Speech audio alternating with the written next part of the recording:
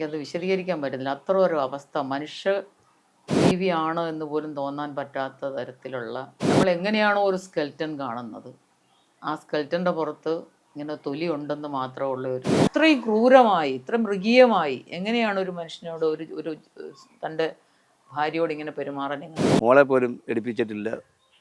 അതിൻ്റെ പാല് പോലും അതിന് കുഞ്ഞിന് കൊടുക്കാൻ സമ്മതിച്ചില്ല. അതിനകത്ത് ബന്ധിച്ചിട്ട് ആ കൂട്ടി താക്കോലുമായിട്ട് അവർ പോയത്. നമുക്കറിയത്തില്ലായിരുന്നു ഇവർക്ക് മന്ത്രവാദമൊക്കെ ഉണ്ടെന്നുള്ളത്. ചെറുക്കൻ കൊള്ളാം, 2 നില വീടുണ്ട്, കാറുണ്ട്, സ്വന്തം ബിസിനസ്സും ഉണ്ട്.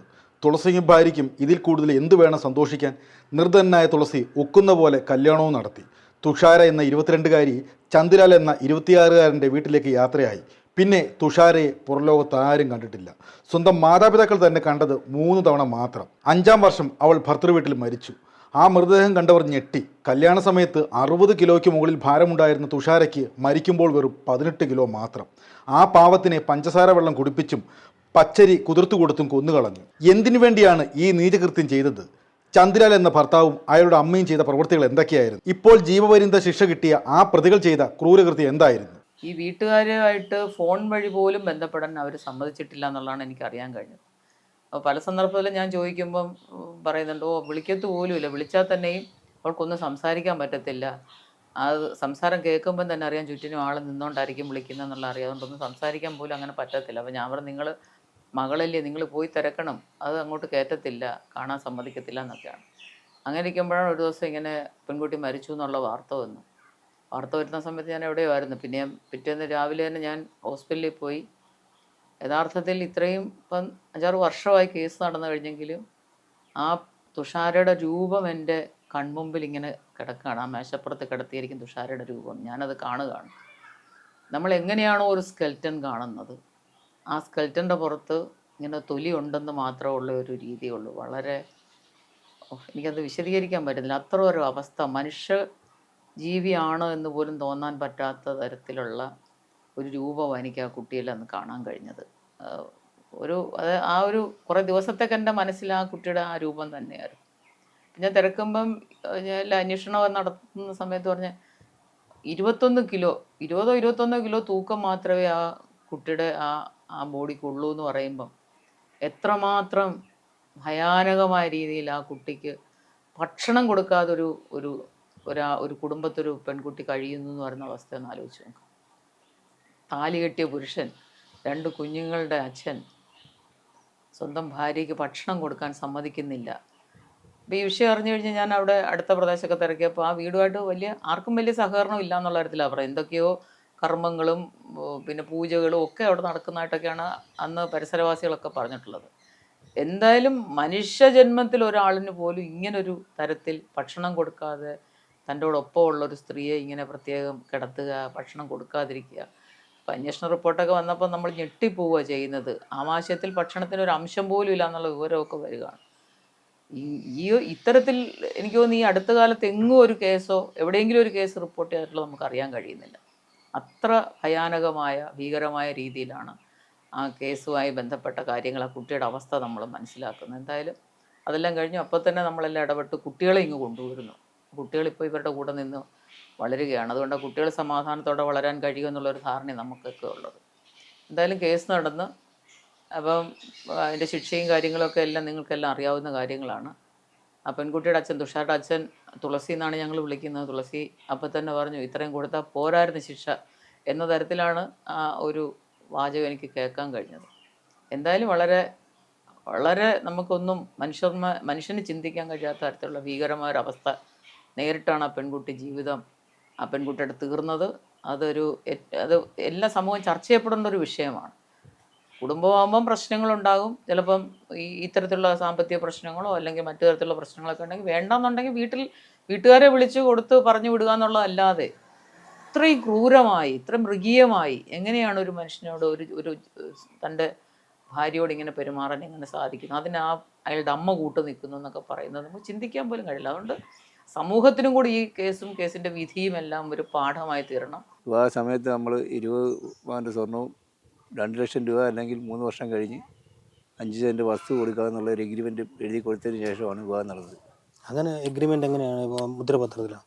മുദ്രപത്രത്തിൽ 50 രൂപ മുദ്രപത്രത്തിനകത്ത് എഴുതി കൊടുത്തതിന് ശേഷമാണ് വിവാഹം എല്ലാം ശരിയായത്.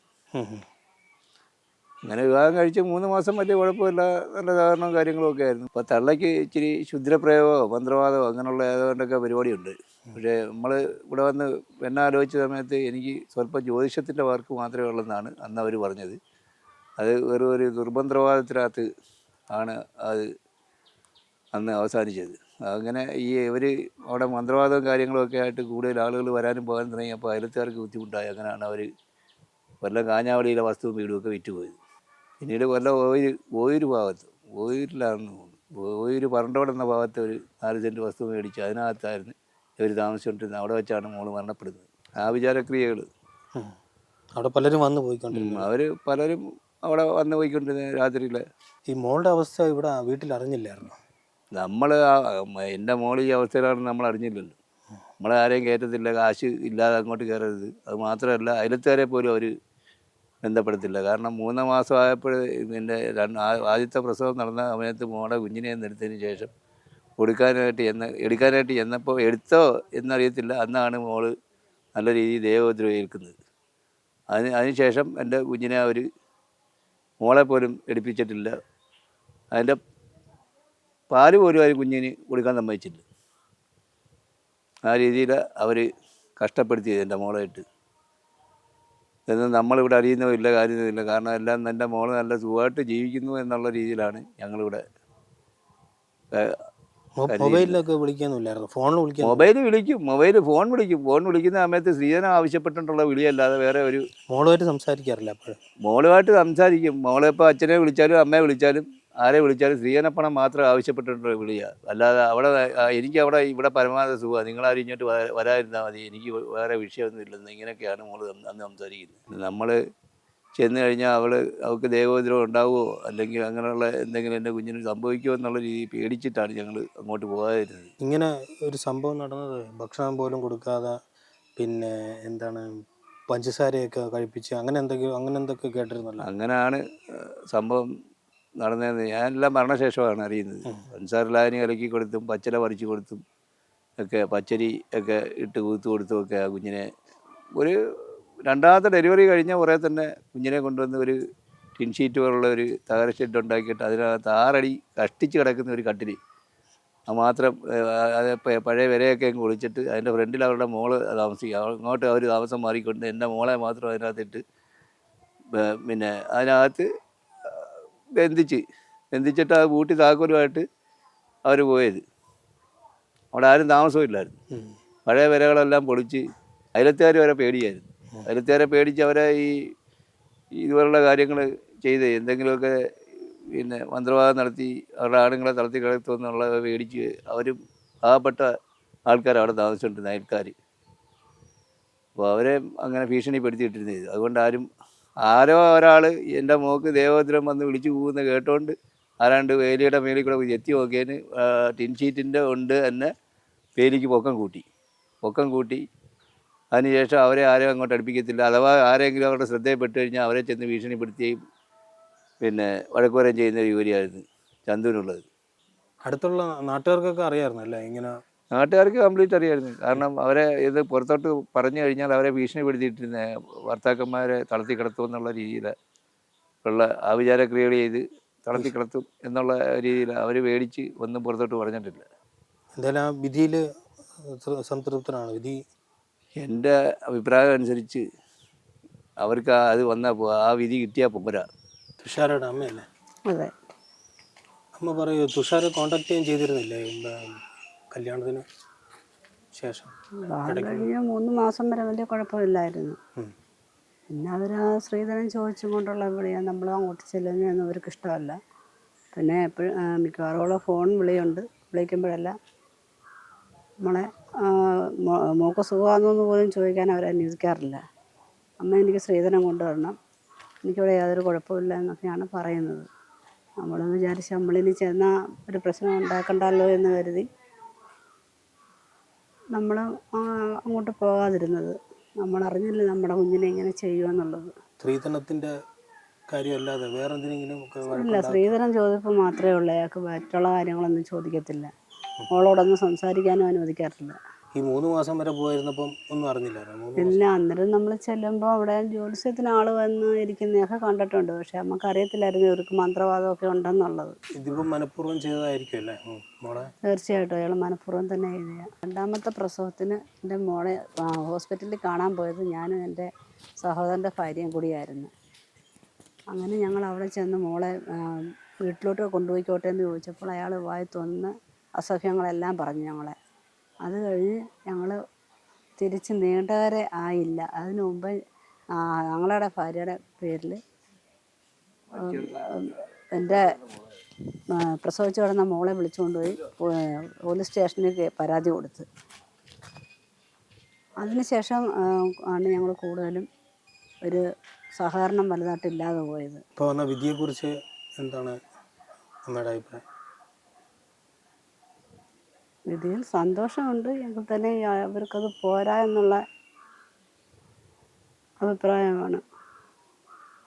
എൻ്റെ മോൾ അനുഭവിച്ചതിൻ്റെ 10-1 പോലും അവർക്ക്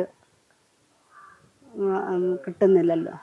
എൻ്റെ മോൾ അനുഭവിച്ച ആ നിറയാതനയ്ക്ക് ഇതൊന്നും കിട്ടിയാൽ പോരാ എന്നുള്ള അഭിപ്രായമാണ്. ചെറുപ്പത്തിലെ നല്ല ആക്റ്റീവായിരുന്നു. പഠിക്കാനും ഒന്നും കുഴപ്പമൊന്നുമില്ല. ഞങ്ങൾ ഒരുമിച്ചായിരുന്നു സ്കൂളിലൊക്കെ പോകുന്നതും എല്ലാം ഒരുമിച്ചായിരുന്നു. ഈ കല്യാണാലോചന വരുമ്പോഴത്തേക്കും വീട്ടിൽ അന്വേഷിച്ചോ? വീട്ടിലെ തുഷാരുടെ അടുത്ത് ചോദിച്ചായിരുന്നു ഇങ്ങനെ അവിടെ അന്വേഷിച്ചോ? അന്നേരം പറഞ്ഞത് നല്ല ഫാമിലിയാ, നല്ല കുടുംബക്കാരാ എന്നൊക്കെയായിരുന്നു പറഞ്ഞിരുന്നത്. അപ്പോഴൊക്കെ നല്ല ഹാപ്പി ആയിരുന്നു ആള്. കല്യാണത്തിന് ശേഷം കൂട്ടുകാരി സംസാരിക്കാന്നില്ല? ഇല്ല, വിളിക്കത്തൊന്നുമില്ലായിരുന്നു. കല്യാണത്തിന് ശേഷം ഇവിടെ ഒരു പ്രാവശ്യം വന്നേ ഞങ്ങൾ കണ്ടിട്ടുള്ളു. പിന്നെ ആളങ്ങനെ വന്നിട്ടും ഇല്ല, കോണ്ടാക്റ്റും ഒന്നുമില്ലായിരുന്നു. അവിടുത്തെ കാര്യങ്ങൾ എന്തെങ്കിലും പറഞ്ഞായിരുന്നു?